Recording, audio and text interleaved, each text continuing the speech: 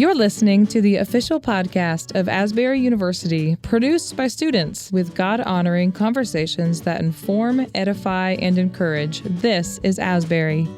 We explore culture and current topics through a Christian worldview, promoting a well-balanced life, and we empower our community to belong, become, and be set apart.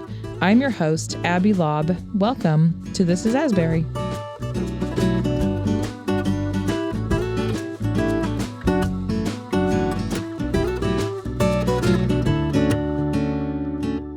Welcome to This is Asbury. Today we are joined by a very interesting guest, someone who also is new to Asbury, Dr. Alex Mayfield. I want to give our listeners a bit of background on you. You joined the Asbury faculty just in 2022, recently, and you serve as Assistant Professor of History. Your research utilizes digital methodologies that enable the reconstruction of historical networks and movements within global Christianity. Currently, your research and teaching interests include global history, Pentecostal and charismatic movements, mission history in East Asia, and the history of colonial Latin America.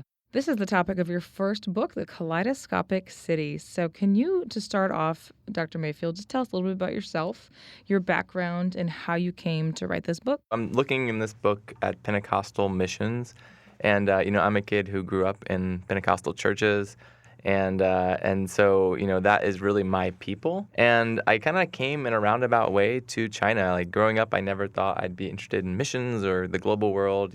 Most of us, we have a smaller vision of the world when we were younger. But through going to undergrad, got exposed to much more of the global church. And then after graduating, my wife and I got married, and then we went to China and lived there for a while. We lived in Beijing, not Hong Kong, but we did take a trip there. And, as I got further along and became interested in church history and studying these topics, I realized, if I want to study Pentecostals in Asia, I got to go to Hong Kong, because this is where the movement there really began. That's how I kind of came to the topic. But all the other stuff about digital history and the global church really just came about really as I dove into my master's work and my doctoral work. I was able to pick up techniques as I went along, and it ended up, in this project creating databases and doing lots of cool graphs and analysis and stuff like that, but bringing that all together so I could tell this kind of very human story. So where did you get your degrees from? Yeah, so I did actually a Master's of Divinity at Boston College. At that point, though, I was actually really discerning ministry. I thought I might go into the church, serving in the evangelical Pentecostal world. Mm-hmm. However, there was this one wonderful nun named Meg Guider who would say, Alex, I think, God's given you the ability to do academic work if that's something you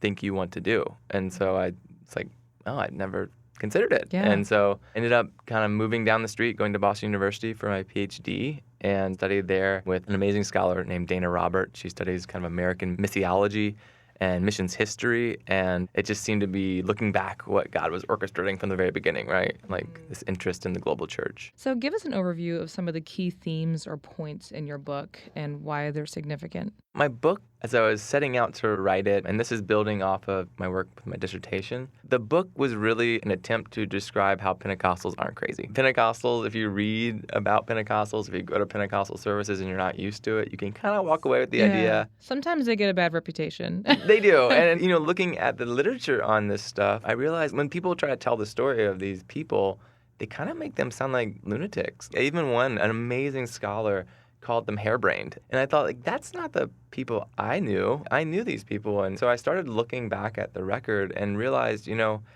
there's crazy, weird stuff there. But for the most part, these Pentecostals are doing really what everybody else was doing. Like, they are typical evangelical missionaries. They're for good and bad, right? And the good and bad parts of that. They're building schools. They're passing out and translating Bibles. They are preaching in the streets, right? And they're doing the kind of stuff that we commend missionaries for today, but we were, for some reason, not telling that story. We were telling the story of the crazy things they did. I think every denomination, obviously, there's not one perfect one. So why is the development of Pentecostalism in Hong Kong between 1907 and 1942, which is what you've studied, specifically why is that of significance to religious history here in America and around the world? I think we're in this phase, especially in the scholarship of the global church, of needing to really explain, where did this come from? Like, if you look at the church in 1870, it looks European, it's white, it doesn't really exist in the broader parts of the world in very large numbers. But if you look at it 100 years later, it is a global church. I think one of the best descriptions I've heard of, like, if you took all of Christians and put them in a bag and you pulled one out, you're statistically most likely to pull out a young African woman. That's what a Christian actually looks like today. Telling that story is still something that scholars and leaders are still trying to do. And so my work is part of that in a way of I want to tell this story of Christianity in China, which has a large Christian population today. It's still growing. It's a population that has charismatic and Pentecostal beliefs built in. So mine is just a small part of that story, right? Of trying to say, let's put a bit of this story together because there's people who this is their history, right? And I want to make sure that it's not missing. So during this time period, what exactly was happening in Hong Kong from 1907 to 1942? It's a crazy time because, I mean, this time in China was so chaotic. You have, the beginning of this period starts out with the Qing Empire, right? And then it collapses. It's replaced by a Republican government. And then by the end of it, in 1942, China is being overrun by the Japanese. And then 7 years later, you have the People's Republic of China being formed with the Communist Party. So there's civil wars, there's famines. It's a crazy time for mainland China. And Hong Kong was this kind of perverse in a way. It's this colonial holding that was taken by force from China. But because it's colonial, it's also this one place that's actually relatively stable. So you see a massive influx of migrants, people coming there for safety. You also see a massive flux of foreigners who are there to do business, but also missions work. And so the Pentecostals kind of arrive in this city in the midst of this kind of boom and try to preach the Pentecostal message. And they're also trying to go into the mainland and save it, but they're also being pushed back to the city because war is happening all around them. So it's a very chaotic place, and Hong Kong is this kind of island colony on the side of it in which people are trying to keep kind of pushing into China and spread the Christian message. And Pentecostals are really part of that process. In Hong Kong, they start out as this really small group that is mixed. They kind of come in, Pentecostals, a lot of them came to China very early on with the idea that we might be able to speak Chinese with the power of the Spirit, that God has given us a tongue and that, we can speak it and that if the Spirit leads, we'll be fine. They pretty quickly realize that's not what's happening. That's the crazy part you referenced before. That's the crazy part, but that's it's not going to take you long to realize I'm not speaking Chinese. They quickly, settle in and work with Chinese leaders. And the early period is just a period of this kind of chaotic, but sometimes beautiful, interaction between Chinese leaders and Westerners. But unfortunately, part of the story of the book is also how that gets kind of squashed. As Pentecostal denominations form back in the U.S., they sort of have this global reach and impact on this Chinese missionary effort. And eventually, these Chinese leaders are pushed out in favor of a very strong missionary-led network. And the gospel we preached, praise God.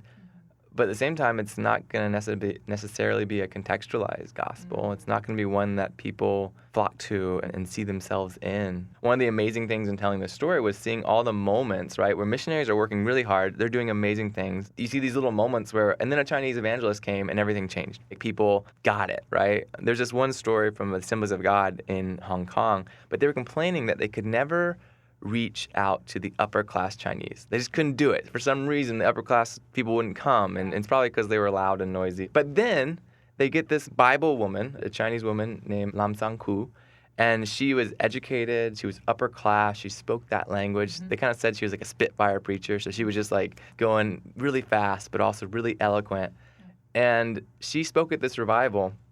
And the missionary was like, and all of a sudden, this revival, all the upper class started coming to the Lord. Now, the missionary didn't make the connection that it was because of this woman. He didn't realize, he just thought it was a miracle of the Lord. But if you start actually then recreating this woman's life, you realize, yeah, it's because she was from the upper classes. She was attracting these people that the missionaries didn't have any idea how to attract. And so it's those kind of stories you want to capture and tell and say, here's what was gained, but also here's what perhaps was lost and can inform how we do mission today. Was this happening with the Pentecostal church in other parts of the world around the same time, or were they really specifically focused on Hong Kong during this period? Well, the Pentecostal churches, I'm looking at several different ones, from the Assemblies of God to Pentecostal Holiness, the International Church of the Foursquare. And in Hong Kong, it's definitely playing out in a certain way because the dynamics of China are different than other parts of the world. But this sort of denominational process is happening writ large. As the early movement, there's no structure. So they're just working with local leaders because that's what you have to do. But as you have a structure back home starting to take shape, those local structures which were working in the beginning sometimes get pushed out. That's a great point. Well, I think a lot of this, too, just sort of ties into, in America, we're not always aware of the ripple effects of the American church and what it has on other faith landscapes, other cultures around the world. Are there other examples that you can point to where American missionaries of a specific denomination have significantly shaped the faith landscape of a group or people? Missionaries today, are around the world really lauded and celebrated in many ways. People know that they're complicated figures, right? But if you go to Korea, for instance, and talk to evangelicals there, they're not shy about the evangelical heritage. In fact, Korea is the largest missionary sending, per population country today. And so they celebrate these missionaries that have come from the various, from the American Board or Presbyterian Church, or, Methodist Church. These people are heroes for them. And even today, there's amazing examples like Ladia Moon and the Southern Baptist. They have left a really large legacy globally that people celebrate, perhaps more so, around the world than here in America, which is unfortunate. But this legacy continues today. If you ask African pastors what's on their bookshelf, many of them are going to have Kenneth Copeland's work on their bookshelves, right? They're going to have American church pastors who are informing their ministry and their theology today. Robert Wood now has a great book called Boundless Faith talking about this dynamic in more contemporary terms.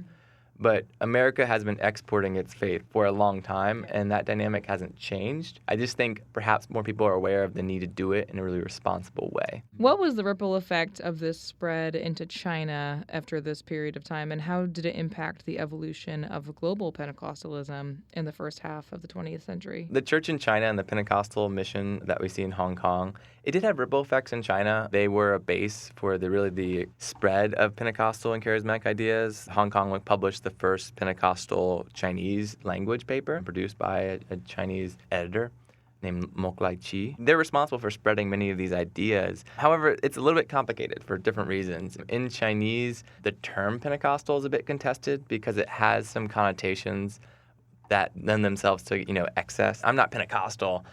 Those people are crazy. It has that sort of vibe.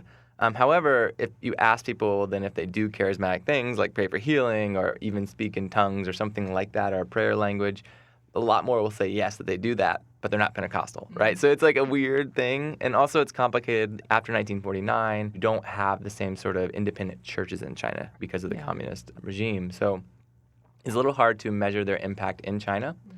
But around the world, it's pretty clear the impact they had, especially in the diaspora. From the earliest times when they started producing this paper called Pentecostal Truth, they were getting people writing back from like Vancouver and saying, hey, there's a Chinese population in my town. Thank you for sending the paper here. It's really crazy how fast it was a sort of mission from everywhere to everywhere. We hear the Pentecostal message, we got it from these American missionaries, and then they're sending it back, over to these Chinese Chinatowns around the world. And so there's that impact that's very direct and purposeful. And then there's a lot of unintended consequences. Like many of the missionaries who eventually spent a lot of time in the Philippines were China missionaries. Most of the Pentecostal missionaries in the Assemblies of God who are seen as like the founders or leaders of the church in the Philippines came from China because they were kicked out or the Japanese pushed them out of their normal fields. And then there's even the example of Amy Semple McPherson. She's, super famous, an amazing woman in all rights, very interesting. If you don't know who that is, please look her up. She's kind of like the pop star of Christianity in the early 20th century. But she got married, went with her husband to Hong Kong, and then he died in Hong Kong. This experience, which was traumatic. Her daughter was born like a few months after her husband died in Hong Kong. It was this kind of crux moment for her, right? And it kind of redefined her life. And Robert Semple was buried in Hong Kong, and it kind of became part of her narrative of like who she was and what she was about. And she was an evangelist and a missionary, and she was dedicating her life to the Lord. So much so when she eventually founds a denomination, the Foursquare, they're doing things like a Rose Bowl parade float into the Rose Bowl parade, and it was a flower boat, right, of Chinese pagoda flower boat, and you have people, it's, there's a lot of Orientalist stuff going on here. It's not great, but they have at the top of it, sitting there, what she called a blonde-haired, blue-eyed native of Hong Kong, right? Like, it's her daughter, right, who's Yeah. born there.